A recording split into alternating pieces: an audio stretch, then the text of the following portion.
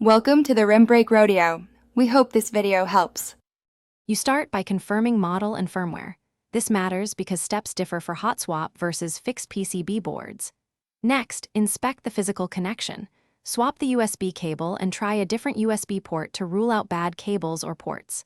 Check battery power and any hardware switches. Make sure the keyboard is powered and LEDs light. Once done, note whether the PC recognizes a device. If it does, you can move into software checks. Otherwise, keep the keyboard connected for later diagnostics. You now handle drivers and firmware. First, install or reinstall Akko drivers and verify OS HID devices list. Sometimes a driver conflict prevents key events. If your board supports it, open Akko Toolbox or QMK Toolbox to read current firmware and back up the key map before changing anything. Reflash only with the exact hex or bin for your model. Mismatched firmware can brick the keyboard.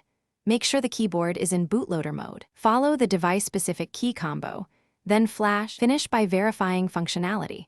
Run a key tester to confirm which keys, if any, fail. If only a few keys fail, it's likely switches, stabilizers, or solder joints. Replace or resolder those parts or use hot swap sockets if available. If the whole board is dead after firmware flash, retry the correct firmware and double-check bootloader entry. If things still go wrong, the single-key troubleshooting tip is this. Restore your backed-up firmware and key map first, then escalate to hardware repair or Akko support. Thanks for watching. Consider subscribing if we helped you.